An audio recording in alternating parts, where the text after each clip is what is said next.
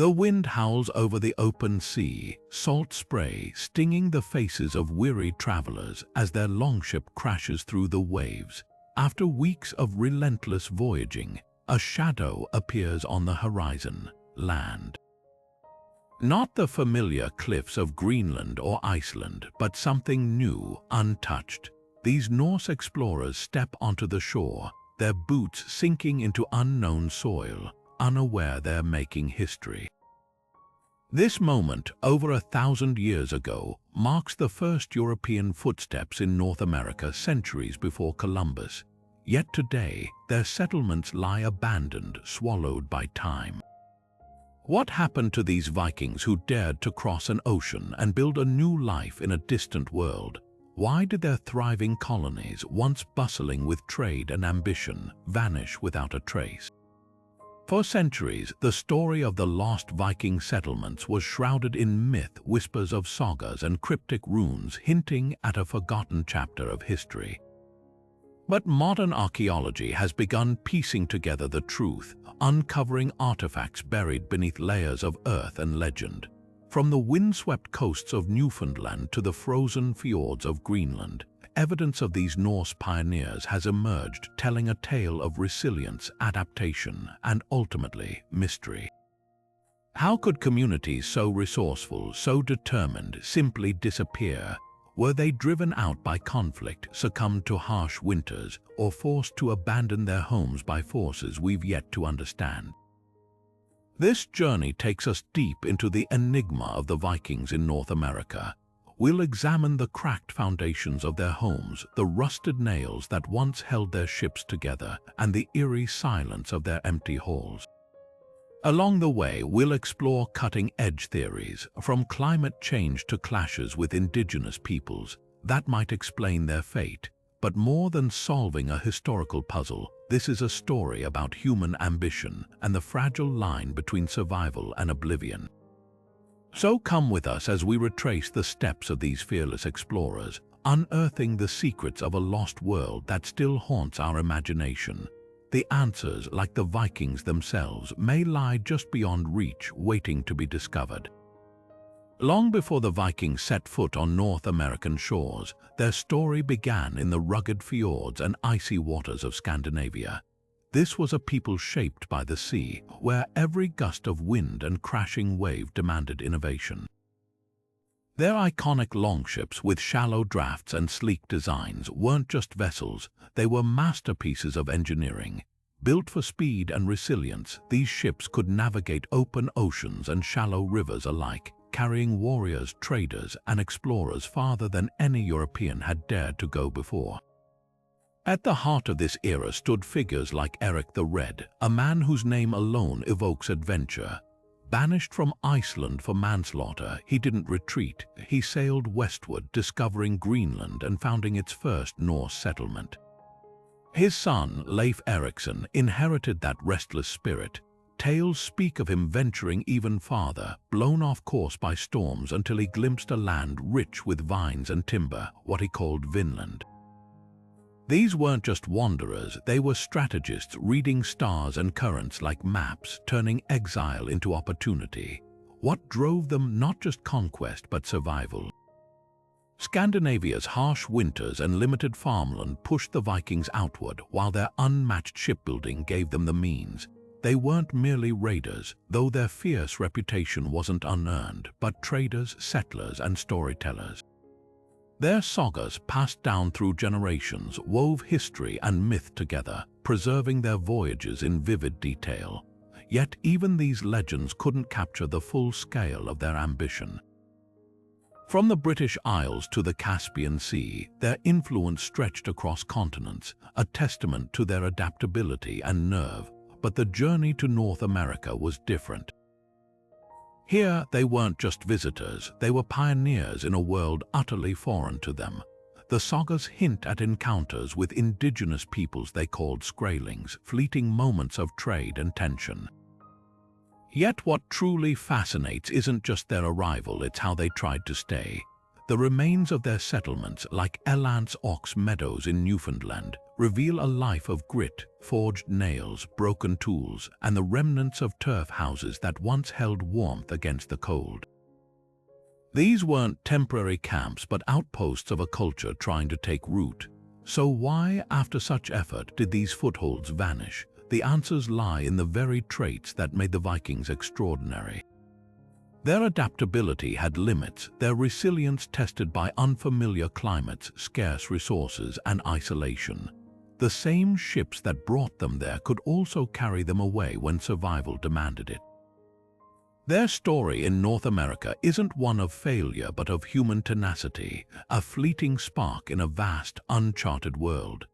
The Icelandic sagas are more than ancient stories, they're time capsules, preserving whispers of Viking voyages across the Atlantic.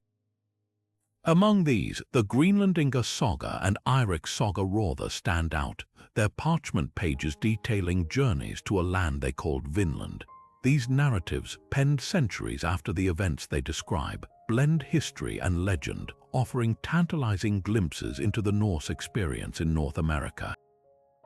Picture a world where every storm, every encounter was etched into memory, passed down by skalds before finally being written.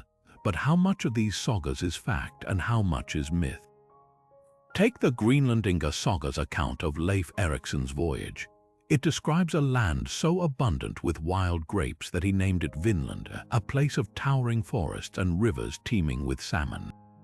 The saga tells of timber being hauled back to Greenland, where trees were scarce, a detail later corroborated by archaeologists.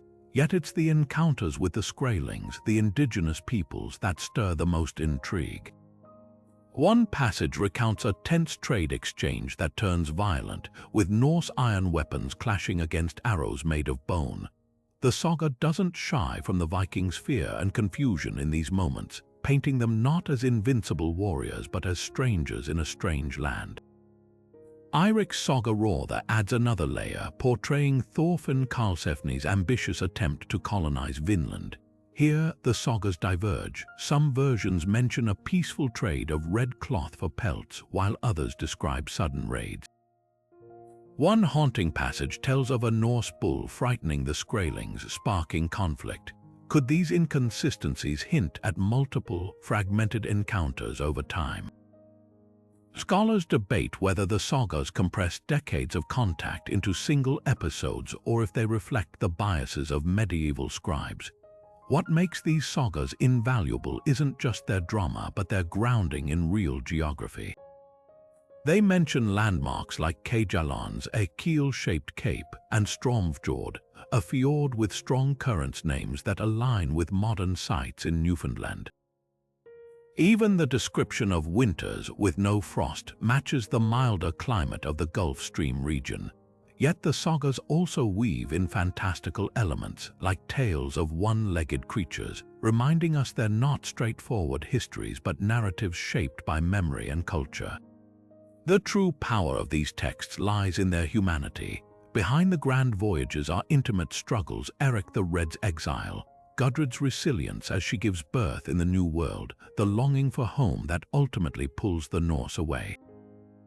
The sagas don't just record events, they capture the emotional weight of exploration, the cost of ambition, and the fragility of distant outposts. When archaeology unearthed Erikson Meadows, it wasn't just proving the sagas right, it was breathing life into their words, revealing the fire pits where those very stories might have been told. So were the sagas accurate, perhaps not in every detail, but as echoes of real experiences, they're unmatched. They give us faces to the figures who walked these shores, voices to the first Europeans who glimpsed North America's vastness, and left behind a mystery we're still unraveling. In the summer of 1960, a Norwegian explorer named Helge Ingstad and his archaeologist wife, Anne Stein Ingstad, arrived on the windswept northern tip of Newfoundland. Following a hunch from the sagas, they asked local fishermen if they'd seen any strange, overgrown mounds, remnants of what might be ancient buildings. A man named George Decker led them to a grassy terrace near Epaves Bay, where faint ridges crisscrossed the earth like ghostly foundations. What they uncovered would rewrite history. Meadows, the first and only confirmed Viking settlement in North America. The site was a revelation. Excavations revealed 8 sturdy turf-walled structures, their outlines mirroring Norse longhouses found in Greenland and Iceland. Inside, archaeologists found iron nails, not just any nails, but ones forged in a distinct Viking style, proving these weren't lost European fishermen but skilled Norse craftsmen. A bronze cloak pin, a stone oil lamp, and a small spindle whorl hinted at daily life, mended clothes, flickering light, and the hum of work. But it was the discovery of butternut shells that sent shockwaves through the archaeological world. Butternuts don't grow in Newfoundland. Their nearest range is hundreds of miles south, near New Brunswick. That meant the Vikings hadn't just touched shore. They'd explored far beyond, gathering resources and likely venturing into warmer, forested lands the sagas called Vinland.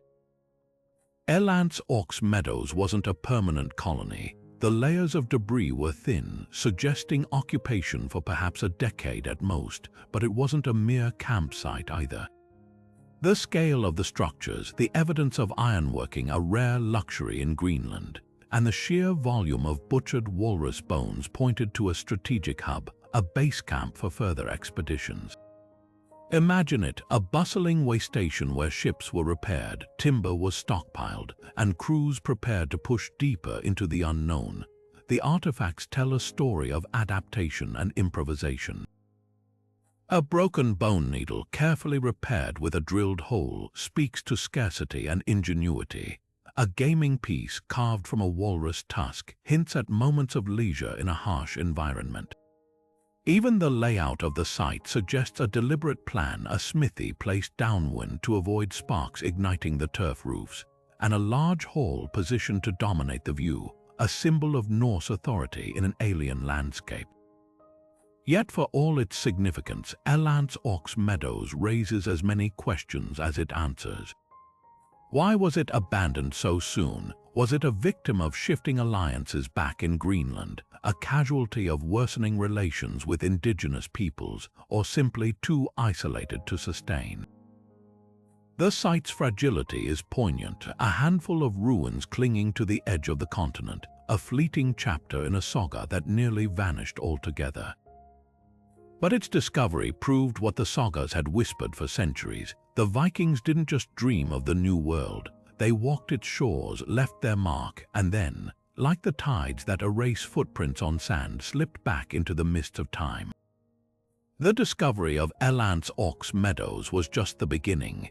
If the Vikings used Newfoundland as a base, how far did their explorations truly reach? Satellite imagery and ground-penetrating radar have revealed tantalizing clues along North America's eastern seaboard, suggesting their footprints may extend far beyond what we once believed. Take Point Rosee, a remote stretch of coastline in southern Newfoundland. In 2015, archaeologists identified unusual soil disturbances, rectangular shapes beneath the earth, resembling the turf walls of Norse structures. Thermal imaging even detected signs of possible ironworking, a skill indigenous peoples of the region didn't practice at the time. But unlike Meadows, Point Rosee's evidence remains contentious. Excavations turned up a handful of intriguing artifacts, like a fire-cracked boulder that might have been used for ore processing, but no definitive proof. Was this another Viking way station or just a natural formation? The debate continues, but the possibility lingers like fog over the Atlantic, elusive, yet impossible to ignore.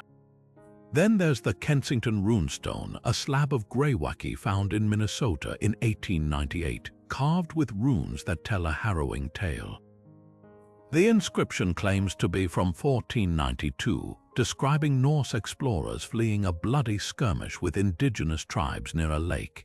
If genuine, it would rewrite history, placing Vikings deep in North America over a century before Columbus. But skepticism runs deep. Linguists point to oddities in the runes, suggesting modern tampering. Geologists argue the stone's weathering seems inconsistent with 6 centuries of exposure. Yet some researchers counter that the carving techniques match medieval Norse tools, and the text includes obscure dialectal phrases unlikely to have been known by a 19th century forger. The stone's defenders argue it could be a genuine artifact moved from a coastal settlement inland, perhaps by later indigenous traders. Further east along the coast of Maine, the so-called Goddard coin adds another layer to the mystery. Found at a Native American archaeological site, this small silver piece matches Norse coins minted in Norway between 1065 and 1080. How did it end up over 2,000 miles from Elands Ox Meadows, trade with indigenous networks, a lost Viking voyage, or just a later European coin that found its way into older layers? The questions multiply, each artifact a breadcrumb on a trail that refuses to vanish. Even the geography of the sagas hints at wider exploration. When Leif Erikson described Vinland's self-sown wheat and vines, he might have been referencing New England's wild grapes and ryegrass, features absent in Newfoundland. Could the Vikings have sailed as far south as Massachusetts or Rhode Island?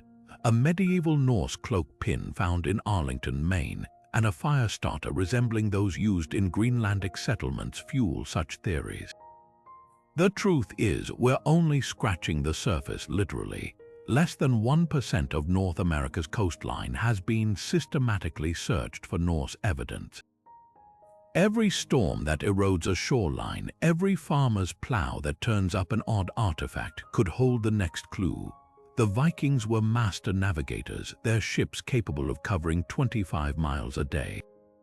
Imagine the coastline as they saw it, not a series of barriers, but a highway of fjords, rivers, and inlets, each bend promising new resources or dangers.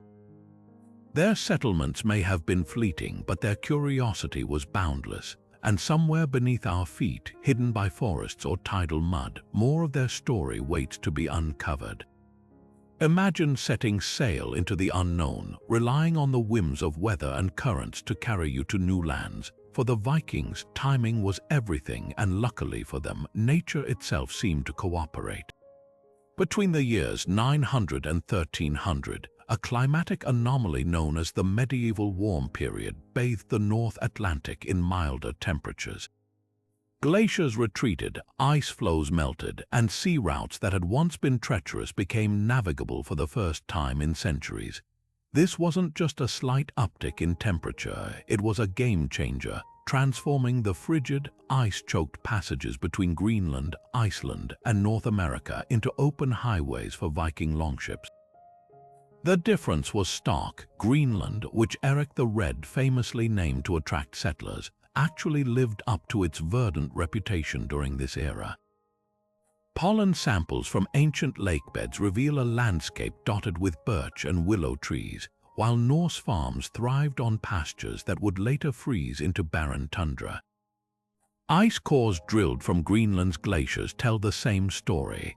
Layers from this period show fewer storms and longer growing seasons, perfect for sustaining the livestock and crops that Viking colonies depended on. Even the ocean currents played their part. With less sea ice blocking the Labrador Current, voyages from Greenland to Vinland became not just possible but repeatable. But climate, like history, is never static. By the early 1400s, the pendulum swung the other way as the Little Ice Age descended. Temperatures plummeted, glaciers advanced, and pack ice began creeping southward like an invading army. Suddenly, the routes that had once been the Vikings' lifelines became death traps. Ships returning to Greenland from Europe now faced a gauntlet of icebergs and punishing storms. Supply lines faltered and settlements grew isolated. In Greenland, the growing season shrank by weeks, then months. Grasslands froze, livestock starved, and the once bustless farms of the eastern settlement fell eerily silent. The contrast between these two eras couldn't be more dramatic. During the warm period, a Viking trader might sail from Norway to Newfoundland with relative ease, stopping in Iceland and Greenland to resupply. But as the cold tightened its grip, each leg of the journey became a gamble. A voyage that once took weeks might now stretch into months if it could be completed at all. The Norse, masters of adapting to harsh environments, found themselves outmatched by a force even their ingenuity couldn't conquer. This climatic shift didn't just make travel harder, it unraveled the entire Viking network. In Greenland, the western settlement vanished first, its final days marked by desperate acts.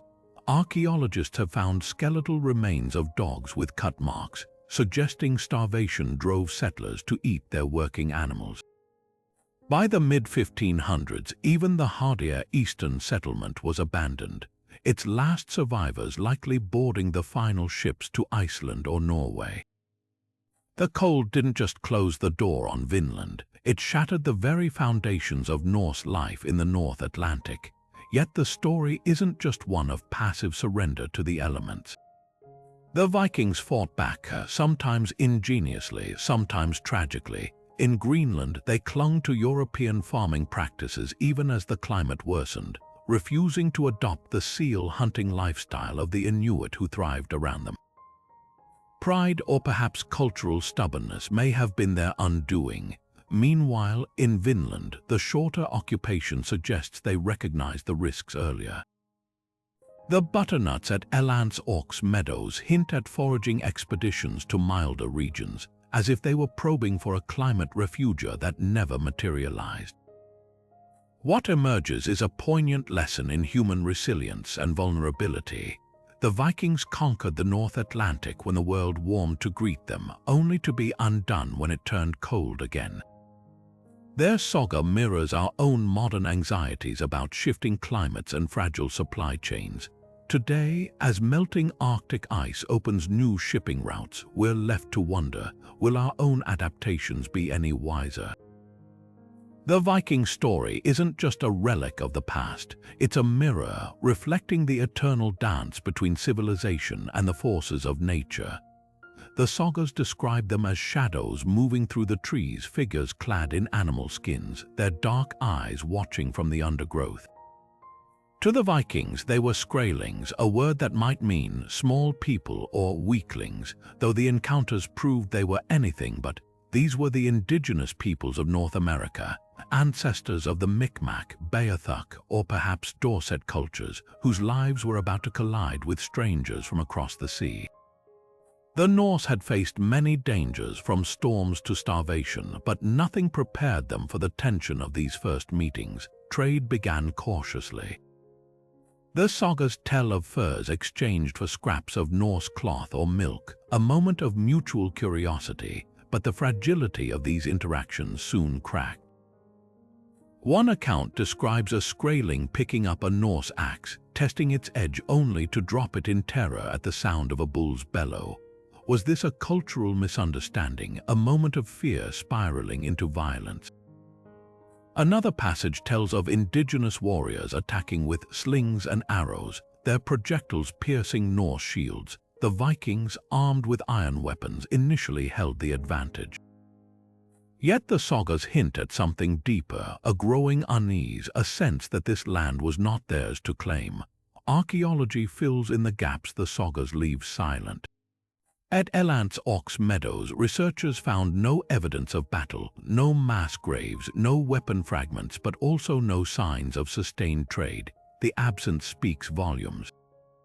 Unlike in Greenland, where the Norse traded ivory with the Inuit, here the interactions may have been fleeting, even hostile. Some theories suggest the Skrælings vastly outnumbered the newcomers, making conflict inevitable. Others propose that the Norse, reliant on European farming methods, struggled to compete with indigenous knowledge of local resources. A single bad harvest, a harsh winter, or a series of skirmishes could have tipped the balance toward abandonment. The indigenous perspective is harder to reconstruct, woven not in sagas but in oral traditions and subtle archaeological clues. Micmac legends speak of boatmen who came long ago, describing iron tools and fair-haired strangers, echoes of the Norse that linger in collective memory. On the flip side, some indigenous groups may have viewed the Vikings not as traders but as trespassers, their presence threatening age-old hunting grounds. The Norse brought more than just axes. They brought livestock, deforestation, and a worldview that saw land as something to be claimed. To cultures that had thrived in these landscapes for millennia, such notions might have been incomprehensible, even dangerous. Modern scholars debate whether these clashes directly caused the Viking withdrawal or simply compounded existing pressures. Climate change, dwindling supplies from Greenland, and internal strife likely played roles. But the saga's emphasis on Skrælings encounters suggests they left a psychological mark. Imagine the isolation, a handful of Norse months from home, facing a populace that knew the land's rhythms intimately. Every rustle in the brush, every unfamiliar call in the night would have frayed nerves. In the end, the Vikings may have realized what later European colonists would learn the hard way, that survival in this new world required not just strength but humility. The legacy of these encounters lingers in unexpected ways. Inuit oral histories in Labrador describe trading with white men before they vanished, while Norse artifacts, a ringed pin, a broken blade sometimes surface in indigenous archaeological sites, hinting at complex, untold exchanges. The truth lies somewhere between the saga's drama and the silence of the soil, not a single catastrophic clash, but a slow unraveling of coexistence. The Vikings didn't flee in one bloody retreat. They likely left in waves, their ships growing fewer with each passing season, until only the wind remained to whisper through their empty halls.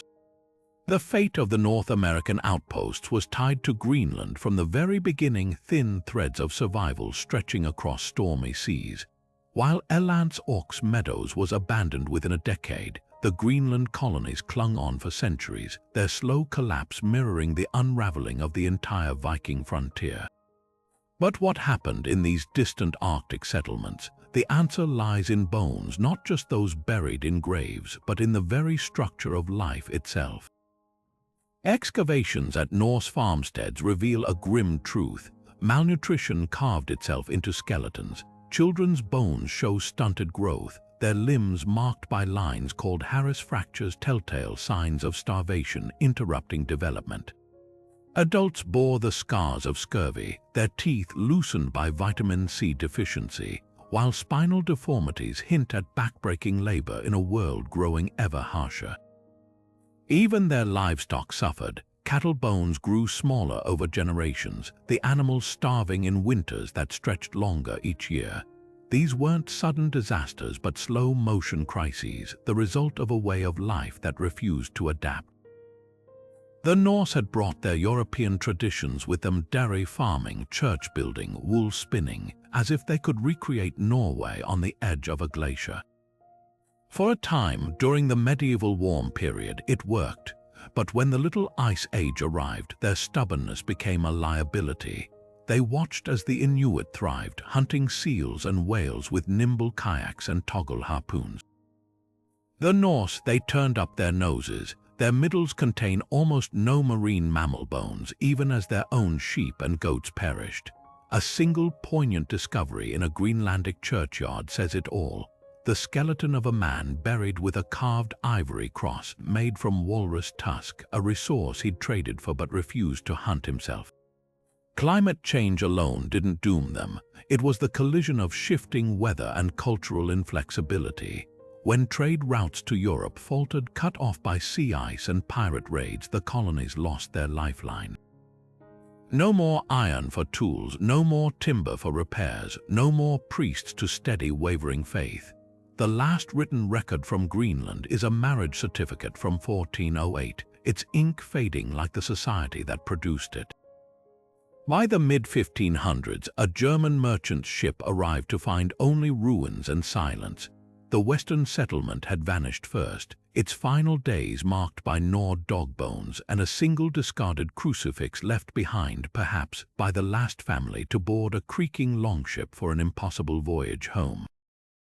Yet the greatest tragedy isn't that they failed, it's that they almost succeeded. For 500 years, the Greenland Norse clung to their identity in a land that demanded change. Their story whispers a warning across the centuries. Survival favors not just the strong, but the adaptable. As the Arctic ice retreats once more, uncovering their lost farms like ghosts from the permafrost, we're left to wonder, will our own footprints fare any better? The forests of Greenland were a cruel joke, a land named for its greenery, yet nearly devoid of the one resource the Norse needed most, timber. Without tall trees, ship repairs became a nightmare, roofs couldn't be reinforced, and the very bones of their settlements grew brittle. This wasn't just inconvenience, it was existential.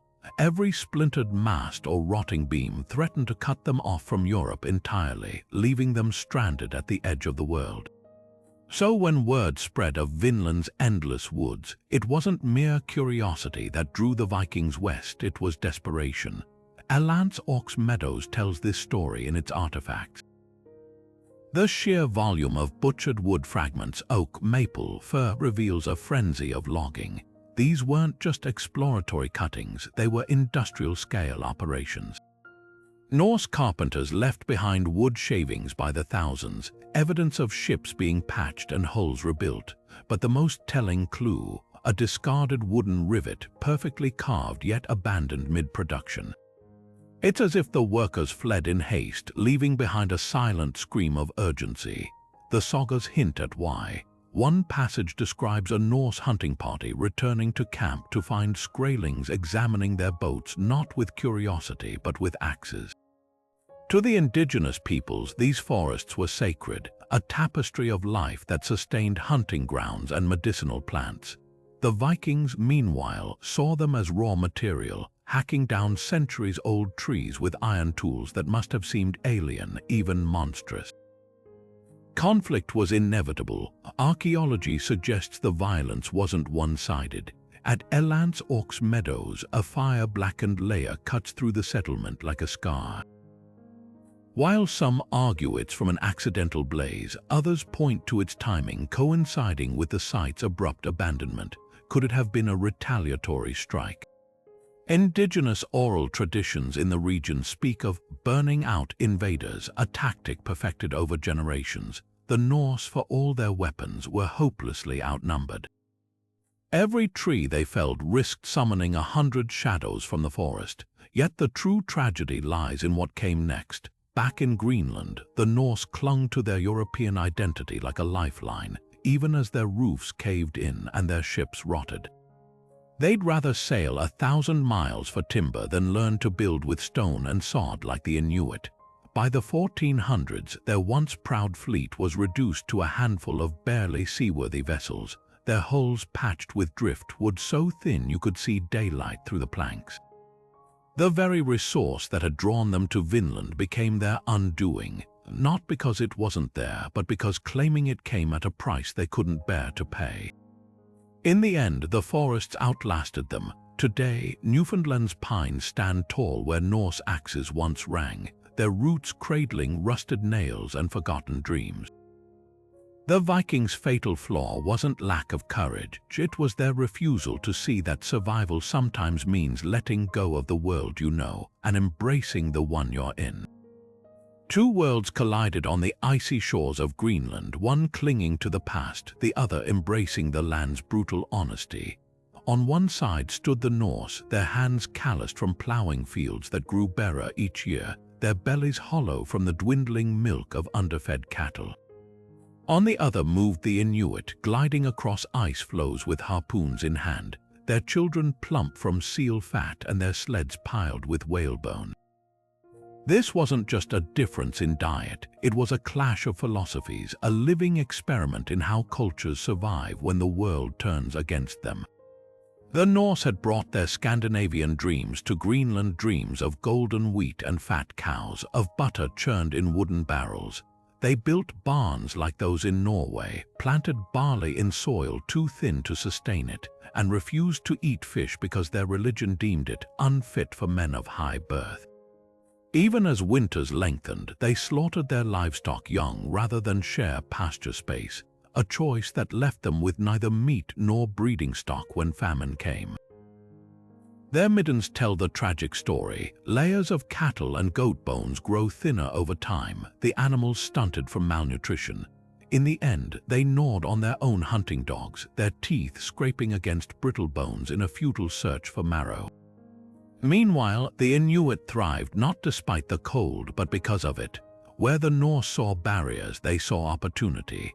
Frozen seas became highways for dog sleds, ice holes transformed into fishing portals, and every part of a seal, from its meat to its intestines, was used with reverence. Their toggle-headed harpoons, designed to twist inside a whale's flesh, ensured no hunt was wasted. While Norse children withered from scurvy, Inuit mothers fed them raw seal liver, rich with vitamin C. The contrast couldn't be starker. At a Norse farmstead in Vatnavafjord, archaeologists found the skeleton of a man buried with a rusted iron knife, his last possession in a world he couldn't adapt to.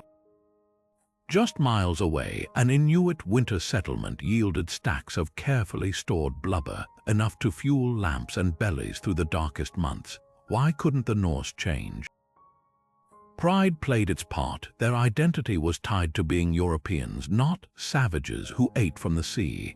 But there was something deeper, a cultural inertia that blinded them to solutions. When they did try to hunt, they used European methods. Bows meant for deer snapped under the strain of walrus hides, and their heavy wool cloaks dragged them under if they fell through ice. The Inuit, by contrast, wore waterproof sealskin, their tools honed over generations to marry efficiency with elegance. Even their spirituality adapted. Inuit shamans negotiated with sea spirits, while Norse priests prayed for a return of summers that would never come. The lesson etched into Greenland's permafrost isn't about superiority, it's about flexibility. The Inuit didn't survive because they were stronger, but because they listened. When the caribou migrated, they followed. When the ice thickened, they traded sleds for kayaks. The Norse, trapped by tradition, starved within sight of the ocean's abundance. In the end, the last Greenlandic Vikings may have glimpsed the truth. One skeletal hand was found clutching an Inuit figurine carved from walrus ivory. A final, desperate reach toward the wisdom they'd spent centuries ignoring. For the Greenland Norse, ivory wasn't just a luxury, it was survival carved into the tusks of walruses. The icy waters around their settlements teemed with these massive creatures, and their ivory became the colonies' golden ticket to Europe.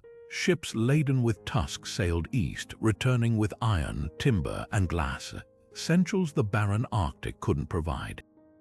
But by the 1300s, that lifeline began to fray. The European aristocracy, once obsessed with walrus ivory for chess pieces and religious carvings, found a new obsession: elephant ivory from Africa. Softer, larger, and arriving through Mediterranean trade routes, it flooded the market. Suddenly, Greenland's exports were yesterday's fashion, their value plummeting like a stone dropped into the fjord. The numbers tell the story. Tax records from Bergen, Norway, the main hub for Norse Greenlandic trade, show walrus ivory shipments dwindling to a trickle by 1350. A single tusk that once bought enough grain to last a family through winter now fetched barely enough for a sack of flour. Compounding the crisis, the Black Death ravaged Europe in the mid-1400s, wiping out the very nobles who'd been the primary buyers. With no market, the ships stopped coming altogether. Greenland's last known trading vessel arrived in 1369, its hull half empty. After that, silence. Archaeology reveals the desperate adaptations. At Sandnes, a wealthy farmstead, excavators found piles of meticulously sorted ivory scraps, chips too small to sell, hoarded like shattered dreams. In other ruins, silver coins from Europe lay untouched, as if their owners died waiting for someone to trade with. The Norse couldn't pivot. Their entire economy was monocultural, built on a single commodity. When it failed, there was no backup plan. Yet the cruelest twist wasn't the loss of wealth, it was the isolation. Without trade, iron tools couldn't be replaced. Farms fell into disrepair as broken plows languished unfixed. Churches, once adorned with imported stained glass, crumbled into rubble. The Greenland Norse weren't just poor, they were marooned, watching their world shrink with each passing winter. A single artifact captures this stark reality, a broken spindle whorl repurposed from a piece of driftwood. Once such tools arrived finely crafted from Norway. Now they were scavenged from whatever washed ashore. The lesson here isn't just about economics, it's about fragility. The Norse had built a society on the edge of the impossible, sustained by threads of commerce stretched across thousands of miles. When those threads snapped, everything unraveled. Their fate whispers a warning across the centuries. Prosperity built on a single pillar is no prosperity at all. And as the last Greenlandic Vikings stared at the empty horizon, waiting for a ship that would never come, they must have wondered, was it the ice that doomed them or their own unwillingness to change? The North Atlantic was never just water. It was a shifting, living maze of currents and storms where one wrong turn could mean vanishing forever. For the Vikings, sailing 3,000 miles from Norway to Vinland wasn't just a journey, it was a high-stakes gamble against nature itself. Icebergs lurked like silent assassins, fog could swallow entire fleets, and sudden squalls could snap masts like twigs. Yet for centuries they crossed this watery wilderness, threading between Greenland's icy fingers and the open ocean's rage. But what happened when the sea itself turned against them? Shipwrecks were the ever-present shadow of Norse expansion. Unlike Mediterranean galleys, Viking longships had no real decks, just open hulls where waves could swamp a crew in minutes.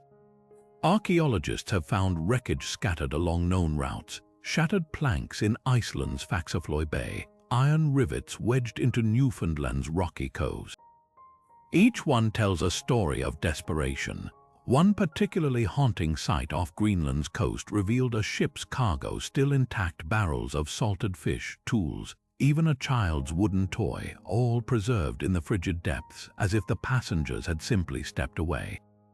But these weren't just tragedies, they were catastrophes multiplied. Every lost ship meant fewer hands to bring in harvests, fewer swords to defend settlements, and fewer sailors to teach the next generation how to read the stars. Then there were the currents. The North Atlantic conveyor, that great oceanic treadmill, wasn't constant. As the medieval warm period faded, the Gulf Stream weakened, its warm embrace retreating southward. Routes that once took weeks now took months, as ships fought headwinds and rogue ice packs. Sagas mention crews resorting to drinking seawater or chewing leather to stave off thirst when calms left them stranded for weeks. The Greenland Norse relied on these voyages for survival. Without iron from Europe, they couldn't repair tools. Without timber, they couldn't rebuild ships. The sea wasn't just their highway, it was their umbilical cord. When it snapped, the consequences were apocalyptic. Perhaps the most chilling evidence lies in what didn't arrive. Excavations at Greenland's eastern settlement show layers where European goods abruptly disappear. No more iron nails, no more stained glass for church windows, no more wheat seeds for spring planting.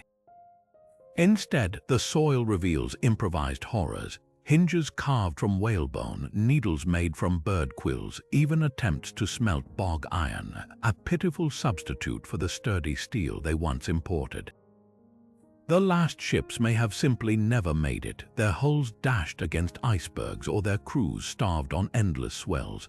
But the cruelest twist, some ships likely did arrive, just not where they were needed. Driftwood analysis in Iceland shows timbers from North American spruce carried east by changed currents. Imagine the agony, a vessel laden with Vinland timber, blown hopelessly off course, its precious cargo washing ashore where no one could use it. The very forces that once guided the Vikings now conspired to scatter them. By the 1400s, the knowledge of those routes faded like frost melting at dawn. The sea that had been their ally became a locked door, and on the other side, Greenland's last settlers whispered prayers into the wind, waiting for sails that would never appear. Burying a civilization isn't always dramatic. Sometimes it happens quietly, one rainstorm and century at a time. Imagine a Viking longhouse, its turf walls dissolving into the earth like sugar in water, its wooden beams gnawed away by fungus and frost. This is the slow-motion erasure that haunts archaeologists searching for lost Norse sites.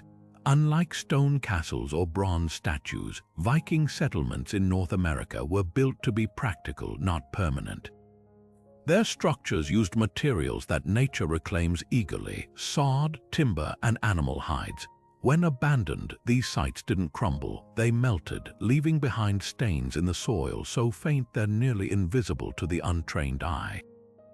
Take the mystery of Stromfjord, a legendary Viking harbor mentioned in the sagas. Scholars have scoured Newfoundland's coasts for decades, yet no definitive trace has emerged. The reason: a Norse dock built on a shoreline 1,200 years ago would have been wooden pegs driven into mud materials that rot completely within centuries. Even iron, that signature Viking export, betrays them. Nails and tools left behind rust into orange dust, leaving only ghostly outlines in the dirt. At Meadows, archaeologists found just 31 iron objects after excavating the entire site. Compare that to medieval European towns where hundreds of metal artifacts survive, and you grasp the scale of the vanishing act. Nature isn't the only force obscuring the past. Indigenous communities often built atop Viking sites, their own layers of history burying Norse traces deeper. In Maine, a shell midden from a later Native American village was found to contain a single Norse-style rivet, perhaps traded, perhaps looted from an abandoned settlement now lost beneath centuries of habitation. Even when Viking artifacts surface, context evaporates. A farmer plowing a field in Rhode Island once turned up a silver coin minted in Norway under King Olaf Kyrre. But without surrounding structures or other objects, it's a whisper without a story. Was it dropped by a Norse trader or carried inland by indigenous networks? Then there's the challenge of recognizing what you've found. A Viking-age Norse house and a 17th-century English fisherman's hut can look eerily similar in the ground. Both used turf walls and central hearths. At Point Rosee, excitement over potential Norse turf walls fizzled when carbon dating revealed them to be from the 18th century. The soil doesn't lie, but it rarely speaks clearly either.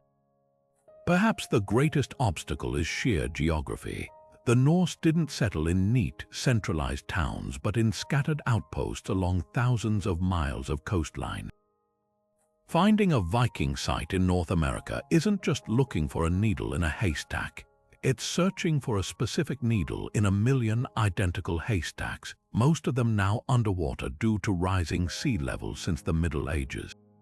A storm in 1050 might have erased an entire settlement, leaving no trace but a fisherman's tale. Yet the hunt continues, armed with new tools. Ground-penetrating radar can detect buried turf walls invisible to the eye, while chemical analysis of soil can reveal centuries-old manure from Norse livestock. Every pebble, every discolored patch of earth might hold the key. The Vikings didn't vanish, they're waiting, hidden in the land itself, for someone to read the subtle language of their absence. 800 miles southwest of Meadows, on the rocky shores of Lake Superior, lies a puzzle that defies easy explanation. In the mid-19th century, miners digging near Michigan's Keweenaw Peninsula stumbled upon something unexpected, not just the region's famous copper deposits, but ancient pits that seemed to have been worked centuries earlier. The walls of these trenches bore strange markings, their angles too precise to be natural formations. Even stranger, among the rubble, they found stone hammers weighing up to 60 pounds, tools unlike those used by local indigenous tribes, but eerily similar to Norse mining implements found in Greenland. Could this be evidence of Viking voyages deep into North America's heartland, 1,000 years before Columbus? The theory hinges on a combination of archaeology and metallurgy. Copper from the Great Lakes region has been traced to artifacts across the ancient world, from Ohio's Hopewell mounds to Bronze Age Europe. But some samples contain traces of nickel and silver, impurities that match the unique composition of Keweenaw copper.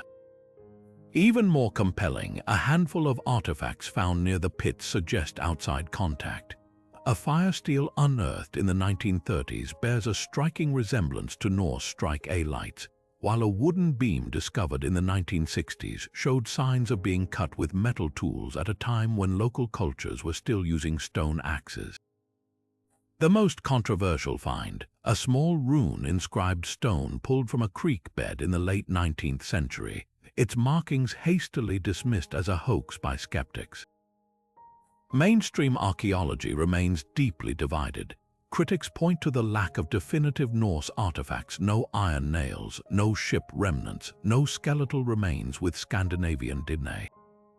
They argue that mining pits could be natural formations enlarged by indigenous copper traders thousands of years before the Vikings. As for the stone tools, they might simply reflect variations in Native American craftsmanship. The runestone's authenticity is especially contested. Unlike the Kensington stone, which at least has linguistic defenders, this one's markings appear crude, possibly carved by a bored 19th century miner. But the mystery takes a tantalizing turn when you examine the sagas. One obscure passage in the saga of Erik the Red mentions a place called Hvitramanaland, the land of white men, somewhere west of Greenland. Could this refer to copper miners, their hands stained pale from metal residue, working the shores of Lake Superior? Indigenous Ojibwe oral histories add another layer, speaking of light-skinned strangers who arrived in canoes like floating logs, trading for furs before vanishing. The descriptions don't align with later European explorers, leaving room for speculation. The truth may lie beneath the waves. Lake Superior's water levels have risen over the centuries, swallowing what might have been coastal campsites. Underwater archaeology near Isle Royale has revealed submerged pits that mirror those on land, their depths littered with stone hammers.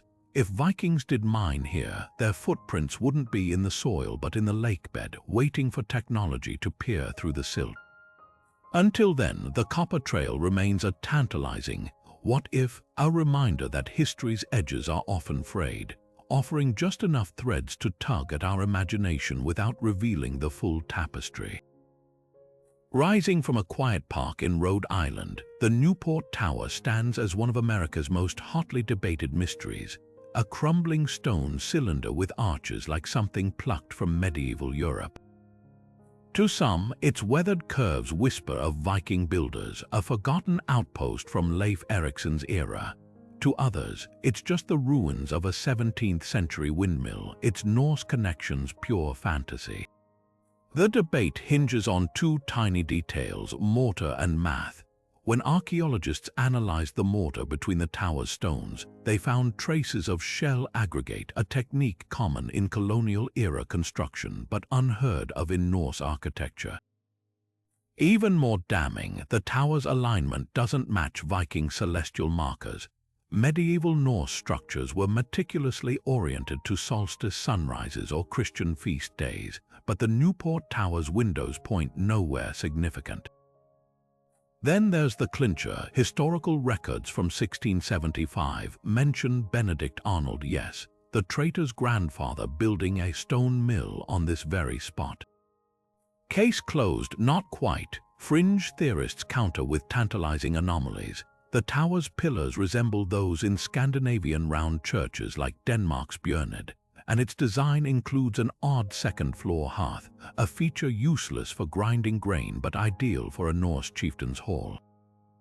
Even the mortar analysis has skeptics. One study claimed colonial builders reused an older structure, explaining the shell fragments.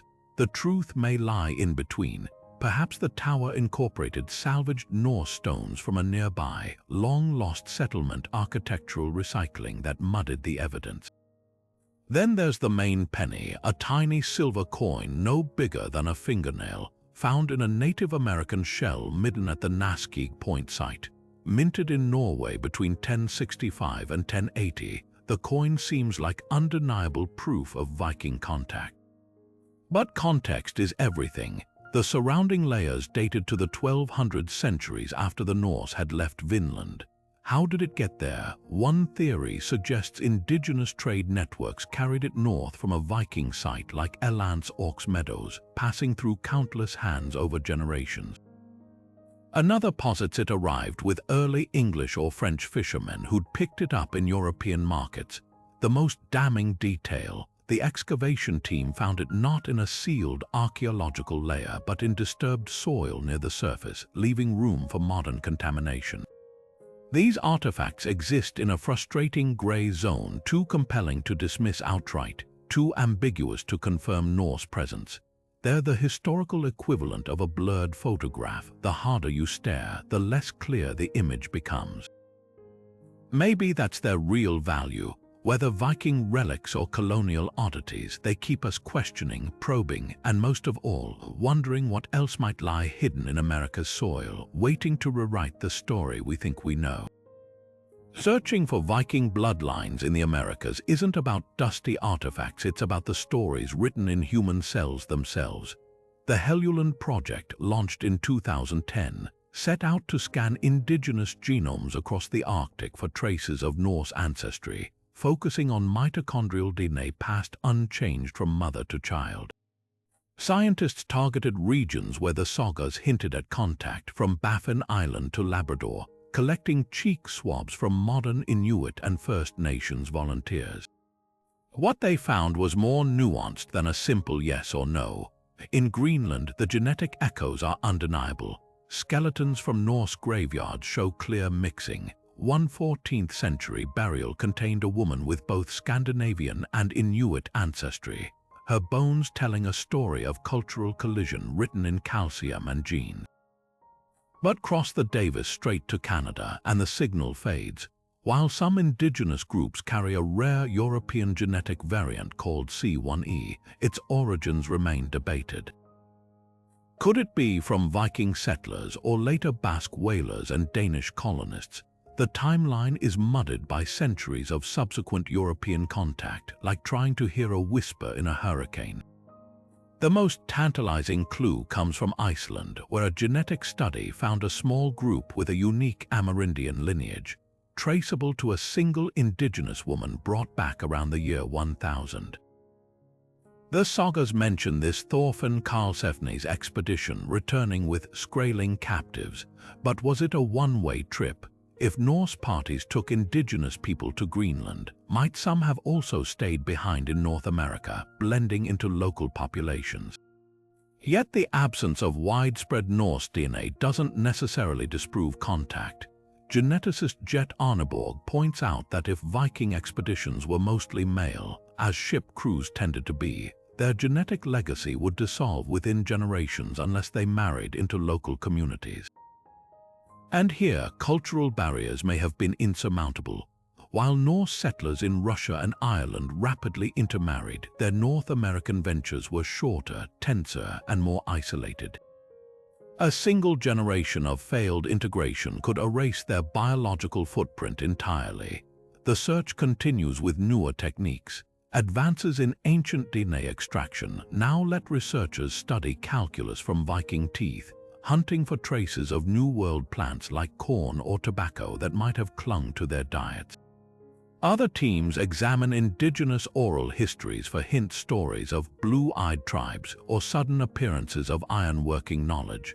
The answers, if they come, won't be found in a single gene or skeleton, but in the slow accumulation of evidence, each fragment adding weight to the scales of history. What emerges isn't a clean narrative of conquest or coexistence, but something far more human: fleeting encounters, missed chances, and the quiet persistence of memory in blood and bone. The sagas speak of Skrælings fleeing Norse camps, their numbers thinning with each encounter, but was this more than just conflict? Could the Vikings have unwittingly unleashed an invisible killer upon North America's indigenous peoples centuries before Columbus? European diseases like smallpox, measles, and influenza ravaged native populations after 1492, but the timeline might stretch back much further. When Norse explorers coughed into their sealskin mittens or wiped sweat from their brows in Vinland, did they leave behind more than footprints? the grim arithmetic of pandemics suggests it's possible. Isolated communities with no prior exposure to Old World pathogens could lose 90% of their population within a generation. The plague of Justinian in 641 showed how swiftly trade routes could spread devastation, and Viking ships were mobile germ highways. A single infected sailor could carry death across oceans, his symptoms appearing only after weeks at sea. Archaeological evidence hints at catastrophe. Along the Maine coast, indigenous burial sites from the 11th century show clusters of skeletons interred hastily without traditional grave goods. Further north, Dorset culture settlements vanish abruptly around the same time the Norse arrived. Coincidence or the shadow of something darker? Yet proving this theory is like chasing smoke. Unlike Spanish conquistadors who documented waves of indigenous death in gruesome detail, the Vikings left no such records. Their sagas mention Skrælings appearing in great numbers early on, then later describe them as few. But is this observation or poetic license? Even if disease struck, would Norse observers lacking germ theory have recognized it? To them, sickness might have seemed like divine judgment rather than biological disaster. The immunological argument cuts both ways. While indigenous Americans had no immunity to European diseases, Vikings themselves weren't unscathed. Greenland's skeletal remains show signs of tuberculosis, and their cramped longhouses were perfect breeding grounds for pathogens. An infected Norse child playing near a Micmac fishing camp could have sparked an unstoppable chain reaction, or perhaps the exchange went both ways. Some scholars speculate that the mysterious Greenland illness described in later sagas might have been a New World disease the Norse carried home, their bodies as unprepared as the Skrælings were for smallpox. Retaliation adds another layer to the tragedy. If entire villages began dying after encountering pale strangers, surviving communities would have connected the dots. Sagas recount sudden, violent attacks on Norse explorers, not just skirmishes over resources, but eruptions of what reads like grief-fueled rage. One account describes Skrælings howling like wolves as they burned a Viking outpost. Was this payback for stolen furs or for corpses piling up in birch-bark coffins? The truth may lie buried in the land itself. At Erikson Meadows, archaeologists found a curious lack of indigenous artifacts in the Norse occupation layers. Normally, trade items like arrowheads or pottery fragments would accumulate where cultures interacted. Their absence suggests contact was brief and tense, perhaps cut short by epidemiological terror. Imagine the scene. A Micmac trader falls ill after visiting the Norse, his family watching helplessly as fever consumes him. Word spreads that the newcomers bring death in their breath. Wouldn't the next meeting involve spears instead of handshakes? This isn't just ancient history, it's a cautionary tale about first contacts everywhere. When two worlds collide, the deadliest exchanges often involve neither swords nor fire, but the microscopic stowaways humans carry unknowingly. The Vikings didn't need malice to wreak havoc. Their very presence may have been enough to rewrite the future of a continent. And if tiny pathogens could topple societies across the Atlantic, what invisible forces might we be unleashing even now? Picture this, a group of Norse warriors standing on a foreign shore, their breath fogging in the crisp morning air as unfamiliar bird calls echo through towering, unfamiliar trees. For people whose myths spoke of giants and ice-covered voids at the edge of the world, Vinland wasn't just new territory, it was a psychological frontier. These were settlers who'd braved Greenland's icy wastes, yet something about this lush, alien landscape unsettled them in ways the sagas barely articulate. Was it the rustling forests hiding unseen eyes, the strange constellations overhead, or the gnawing realization that no matter how many houses they built, this land would never truly be theirs? The Norse worldview was steeped in omens. Ravens guided ships, dreams foretold disasters, and the cracking of ice could signal doom or deliverance. Imagine how they interpreted Vinland's mysteries, storms with thunder unlike anything in Scandinavia. snakes slithering where their lore said none existed, even the eerie silence of a forest empty of familiar game. When the sagas describe Skrælings appearing, as if from the earth itself, it's not just observation, it's terror masquerading as prose. These weren't the predictable clashes with Celtic monks or Sami hunters. These were encounters with people whose tactics, weapons, and very existence defied Norse understanding. Archaeology hints at this cultural vertigo. At Elant's Ox Meadows, the Norse built their homes facing the sea, not toward the forests teeming with resources, but toward the safety of their known world.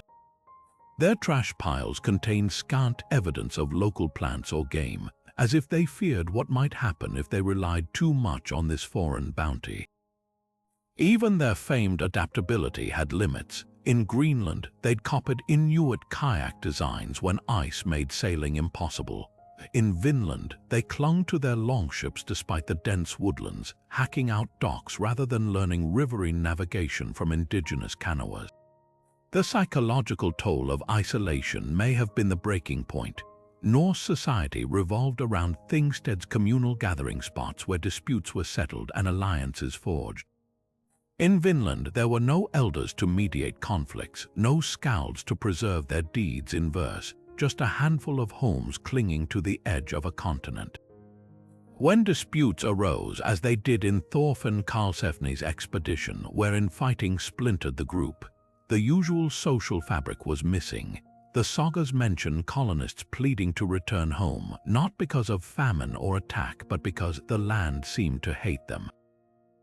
Perhaps the cruelest twist was the creeping doubt. These were people who believed the gods had ordained their dominance, yet here, their iron weapons didn't intimidate, their farming methods failed, and their very presence seemed to invite catastrophe. When the decision came to abandon Vinland, it may have been less a retreat than an act of cultural self-preservation. Better the devil you know, the famines of Greenland, the feuds of Iceland, than a world where the rules no longer applied. The forests could keep their timber, the rivers their fish. The Norse would take their stories and go, leaving behind only whispers in the wind and the uneasy sense that some lands are never meant to be conquered.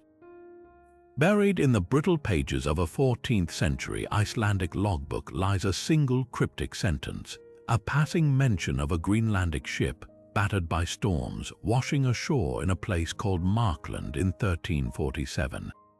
At first glance, it reads like just another maritime mishap in an era of perilous voyages. But Markland wasn't just any coastline. It was the Norse name for modern-day Labrador, a stretch of North America they'd abandoned centuries earlier. Why would a Greenlandic vessel risk that route long after Vinland's colonies had faded into legend? The answer may be hidden in the margins of forgotten church records, where scribbles about walrus tusks and timber reveal a desperate scramble for survival. These medieval documents are treasure troves of unintended clues. Take the Bishop of Gardar's ledger from 1328, detailing a shipment of 48 walrus heads with teeth intact sent to Bergen. That bizarre inventory wasn't just bureaucracy, it was a distress signal. With Europe's ivory market collapsing, Greenland's Norse were scraping together every last tusk to barter for iron and grain. By 1347, their situation had grown even more dire. That ship blown off course, it wasn't exploring. It was likely hunting timber along Markland's forests, a last-ditch effort to repair crumbling settlements back home. Church scribes focused on recording tithes and sacraments, accidentally preserved the death rattle of a dying colony. The real intrigue lies in what these records omit. A gap in bishop appointments after 1379 suggests no one left in Greenland qualified for the role, or worse, no ships arrived to deliver the news. Then there's the curious case of the Vinland Mass, a rumored Catholic rite mentioned in later Danish texts, allegedly performed by Norse stragglers in North America. While no first-hand accounts confirm it, the rumor hints at something astonishing. Pockets of Vikings clinging to old ways in the New World long after Greenland fell silent. Modern scholars now scour these fragments with forensic precision. Infrared scans of moldy parchments have revealed faded notes about strangers in skin boats trading near Disco Bay, possibly Inuit encounters with Norse holdouts. Another damaged vellum from Bergen mentions a sailor's claim of seeing Christian cairns west of Greenland in 1406. Even the Vatican's archives entered the fray when a researcher uncovered a 15th-century plea for funds to send a ship to the lost Greenlanders, proving Europe hadn't entirely forgotten them. But the most haunting clue comes from an Icelandic chronicles offhand remark about a skilled navigator who returned from Markland in 1355 with nothing but stories. No cargo, no fanfare, just whispers of overgrown ruins and empty beaches where Norse axes once rang. These church records were never meant to be historical testimonies. They were laundry lists of survival, scrawled by men who didn't realize they were writing their own epitaphs. Between the lines of ink and vellum, a tragedy unfolds not with dramatic flourishes, but in the quiet desperation of a people vanishing one shipwreck at a time. Sharp beams of laser light pierce through dense forest canopies, revealing what human eyes alone could never see: ghostly outlines of long-vanished structures hidden beneath centuries of overgrowth. This is LiDAR at work, a technology that's transforming archaeology from a slow, methodical science into something closer to a high-stakes treasure hunt. In Newfoundland, where tangled brush and boggy terrain once made surveying nearly impossible, researchers now fly drones equipped with these lasers, mapping the land in exquisite detail. The results are staggering: subtle depressions in the earth that could be Norse middens, straight lines too precise for nature, potential signs of Viking activity invisible to the naked eye. One recent scan near Elant's Ox Meadows revealed a peculiar rectangular anomaly half a mile inland, its shape eerily reminiscent of a Norse longhouse. Excavations haven't yet confirmed it, but the mere possibility sends shivers down the spines of historians. Beneath the surface, ground-penetrating radar pulses electromagnetic waves into the soil, painting a picture of what lies buried without lifting a single shovel. At Point Rosee, this technology detected odd disturbances, rectangular patterns, and what might be the remains of a hearth. When archaeologists dug, they found evidence of ironworking, bog ore, and ash deposits. While not definitive proof of Vikings, the discovery raises tantalizing questions. Could this be Stromfjord, the mysterious harbor mentioned in the sagas? Or perhaps a previously unknown way station, a stopover for ships venturing deeper into Vinland? The radar doesn't lie, but it does tease, revealing just enough to keep the hunt alive. Then there's isotopic analysis, a method that reads the chemical fingerprints locked inside bones and artifacts. A single Norse nail found in Maine was traced to its origin using lead isotopes, matching ore deposits in Scandinavia. Similarly, studies of skeletal remains in Greenland show shifts in diet over time: less seafood, more terrestrial animals, hinting at their stubborn refusal to adapt even as their world crumbled. Now, scientists are applying these techniques to indigenous sites near suspected Viking settlements, searching for traces of European metals or unfamiliar tools that might signal trade or conflict. One fascinating find: a spear point in Labrador with a microscopic residue of nickel, a metal the Norse prized but local cultures rarely used. Perhaps most revolutionary is the marriage of old and new, combining sagas with satellite imagery. Researchers cross-referencing Viking descriptions of Vinland's geography with modern topographical data have identified a handful of high-probability sites along the Gulf of St. Lawrence. Thermal cameras aboard satellites can detect subtle temperature variations in the soil, revealing buried stone or compacted earth that might indicate foundations. In Nova Scotia, a team using this method located a cluster of potential ruins near a coastal estuary that matches saga accounts of a river full of fish. Yet for all their power, these tools come with caveats. LiDAR can't distinguish between a Viking house and a colonial root cellar. isotope analysis requires destructive sampling, a painful choice when dealing with rare artifacts. And then there's the irony. The more data we collect, the more overwhelming the puzzle becomes. Each scan, each soil sample, adds new variables to an already complex equation. What's clear is that technology hasn't just aided the search, it's rewritten the rules. Gone are the days of relying solely on trowels and luck. Today's archaeologists wield devices that would seem like sorcery to their predecessors, peeling back layers of time without disturbing a single blade of grass. And as these tools grow sharper, so too does the promise that somewhere beneath the bracken and bog, the Vikings' lost world waits to be seen whole again. The search for Vinland isn't just a matter of pinning a name on a map. It's a high-stakes geographical detective story where every clue reshapes history. While Erikson Meadows proves Vikings reached Newfoundland, the sagas describe a land far richer, a place of wild grapes, towering trees, and winters mild enough to graze livestock year-round. Newfoundland's windswept coasts with their stunted spruce and icy gales hardly match this description. So where exactly was Vinland? The debate split scholars into two camps. Those who argue Newfoundland was merely a gateway to settlements further south, and those who believe the saga's lush accounts were exaggerated or misinterpreted. Proponents of the Newfoundland theory point to hard evidence. Erikson Meadows contains butternut shells and wood from trees that don't grow locally, proving the Norse ventured southward. The site's strategic position, a natural harbor with access to both open sea and river routes, makes it an ideal base camp for expeditions. Some scholars suggest Vinland wasn't a single location but a regional term encompassing Newfoundland's northern tip and the Gulf of St. Lawrence. The saga's descriptions of fjords and islands align neatly with Newfoundland's fractured coastline, where long, narrow inlets mimic Scandinavian fjords.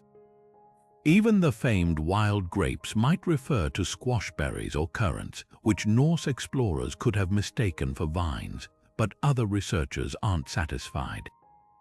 They argue the saga's details, like the self-sown wheat fields and mild winters, point unmistakably further south.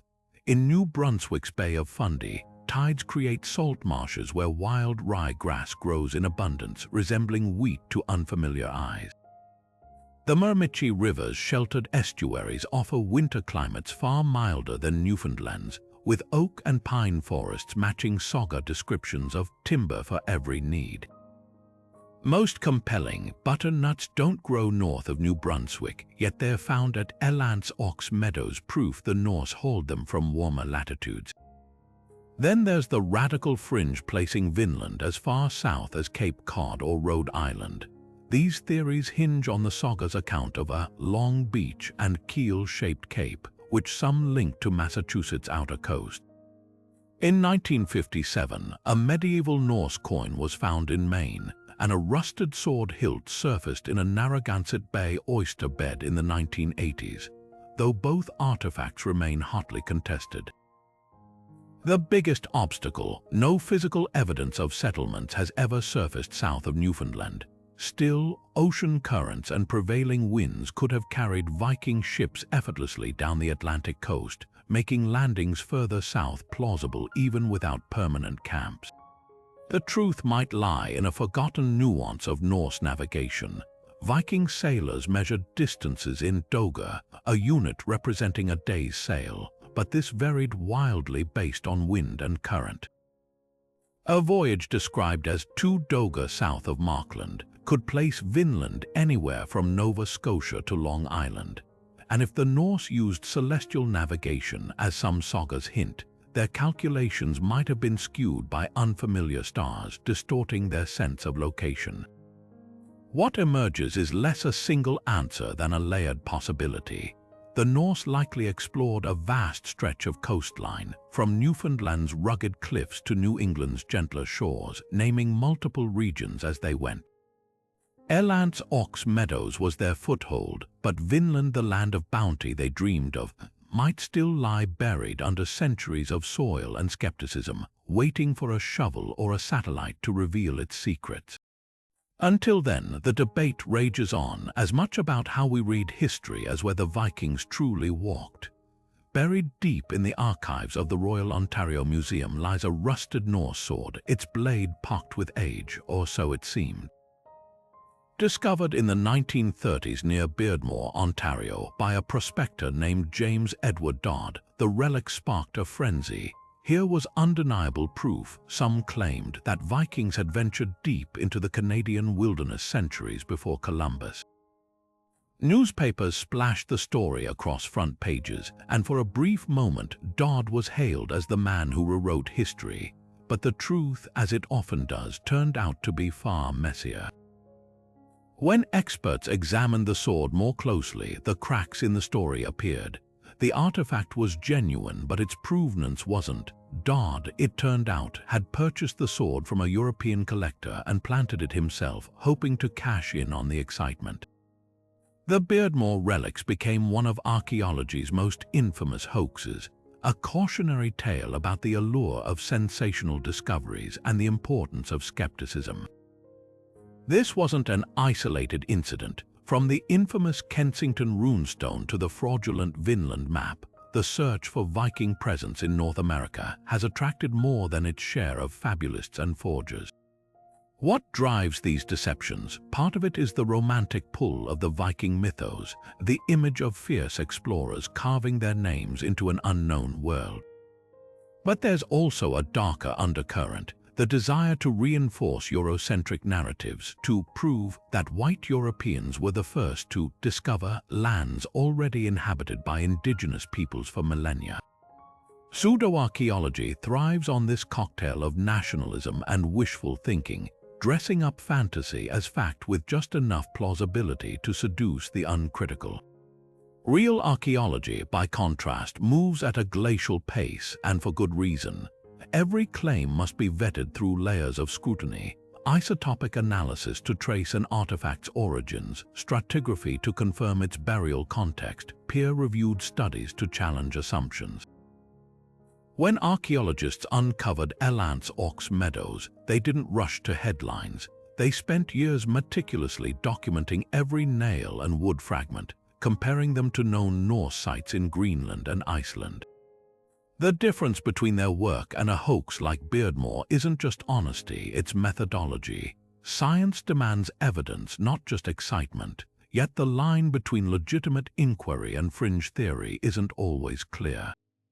Take the so-called Maine penny, a genuine Norse coin found at a Native American site. While it's likely evidence of trade networks rather than Viking settlement, its very existence invites speculation. The key is balance, acknowledging intriguing anomalies without distorting them into grand narratives. Archaeology's strength lies in its humility, the willingness to say, "We don't know yet," rather than force a convenient story onto the past. The next time you hear a claim about Viking ghosts in Minnesota or hidden ruins in Oklahoma, ask the questions real archaeologists would. Where's the soil report? Who's reviewed the findings? What's the chain of custody for the artifact? The past isn't a puzzle to be solved with hunches. It's a mosaic of fragments, each one demanding patience and care. And sometimes the most fascinating truth isn't the one we wish for, but the one the evidence reluctantly reveals. The real question isn't whether the Vikings reached North America, it's why they didn't stay. Unlike their enduring colonies in Iceland and Greenland, the Norse foothold in Vinland lasted barely a generation before vanishing into legend. The answer lies at the intersection of climate, conflict, and cultural stubbornness, a perfect storm of challenges that turned a land of promise into a place of peril. Start with the simplest explanation: resources. Erikson Meadows wasn't a traditional settlement but a strategic outpost, a hub for logging and ship repairs. The sheer volume of butchered wood fragments suggests industrial-scale operations, not the careful cultivation of a permanent home. The Norse weren't there to farm or build cities, they were stripping the land of its timber, much like medieval miners draining a vein of ore before moving on. Vinland's value lay in what could be taken, not what could be sustained. When the prime trees were gone, so too was their reason to remain. Yet resources alone don't explain the haste of their departure. Climate shifts played a brutal role.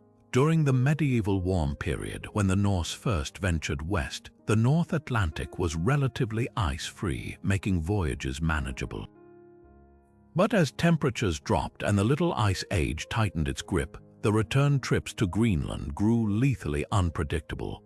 Imagine a supply chain stretched to its breaking point, ships lost to storms, dwindling crews, and the creeping realization that surviving in Vinland meant cutting ties with the Norse world entirely.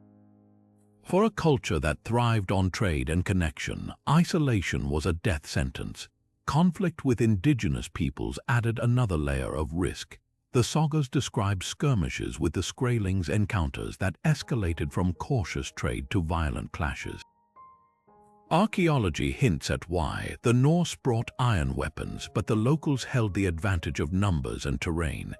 A single Viking longhouse might house 30 people. The Micmac or Beothuk villages nearby could muster hundreds.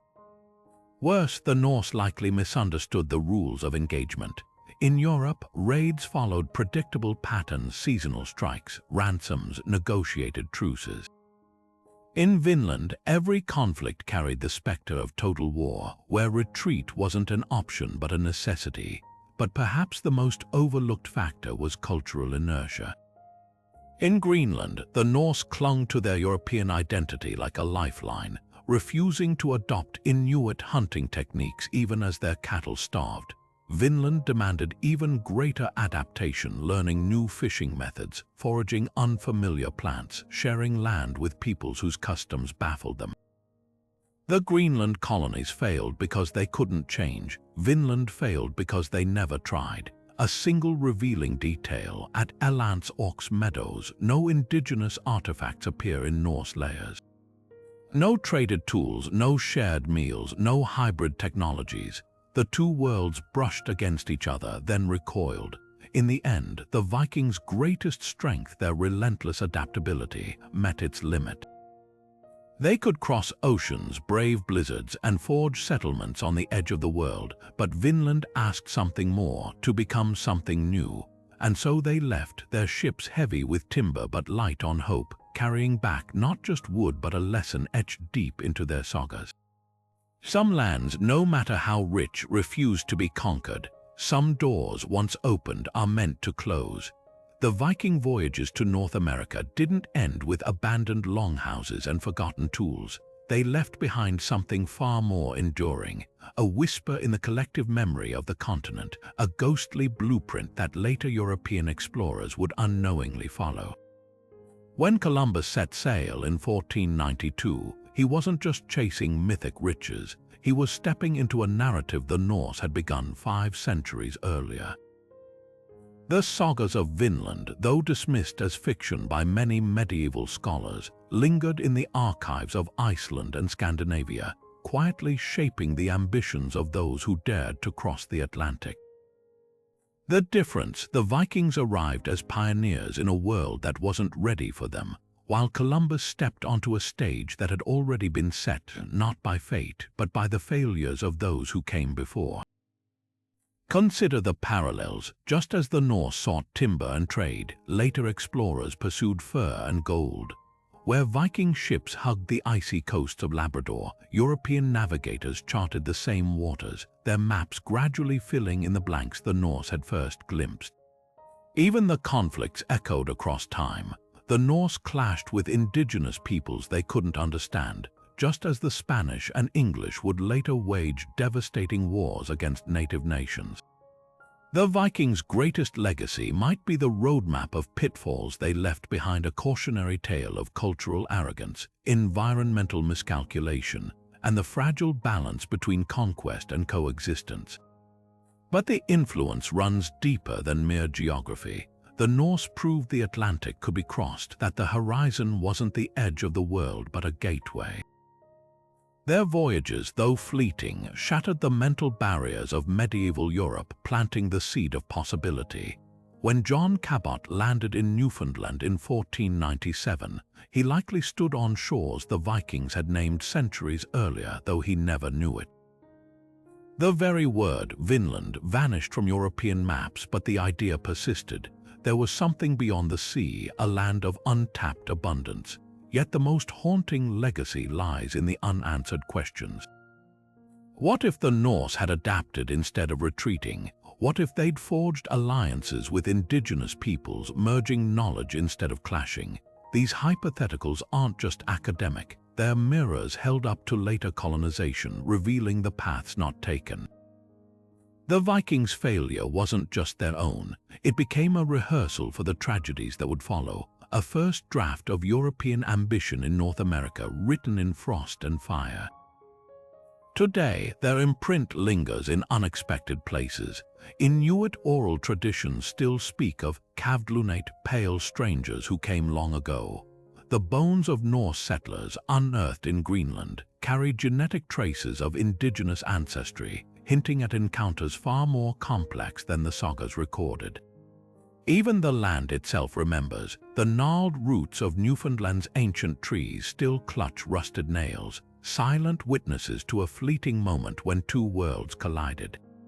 The Vikings didn't just vanish, they became shadows in the story of a continent, their footsteps fading but never disappearing. And as we sift through the layers of history, their tale reminds us that exploration isn't just about discovery. It's about what we choose to do with the unfamiliar and how deeply we're willing to listen before we claim a land as our own. The evidence is undeniable. The Vikings not only reached North America, but they built, explored, and struggled to survive here. From the sod walls of Elance Ox Meadows to the butternut shells that whisper of voyages further south, their footprints linger in the soil. Yet for every answer uncovered, a dozen questions remain. Were they driven out by conflict with indigenous peoples, or did shifting climates and failing supply lines seal their fate? Did they abandon Vinland by choice, or were the last stragglers swallowed by time, leaving no record of their final days? The sagas give us glimpses, tales of Skrælings and strange shores, but they're fragments of a story we'll never fully know. What's most haunting isn't the mystery itself, but what it reveals about the limits of human ambition. The Norse conquered oceans only to falter when the land they found demanded more than strength. It demanded change. Their settlements didn't fail because they were weak, but because they couldn't imagine a world where they weren't the masters of their fate. And so Vinland slipped from their grasp, not in a blaze of glory, but in the quiet unraveling of hope. The greatest lesson might be this: history isn't just about who arrived first, but who listened. The Inuit thrived where the Norse starved, not by fighting the land, but by learning from it. The Vikings' legacy isn't just in the nails they left behind, but in the questions they force us to ask. How do we adapt when the world refuses to bend to our will? When do we stay, and when do we let go? Now it's your turn. What do you think happened to the Vikings in North America? Were they undone by climate, conflict, or something deeper? Share your theories below, because the past isn't just something we study. It's a conversation that never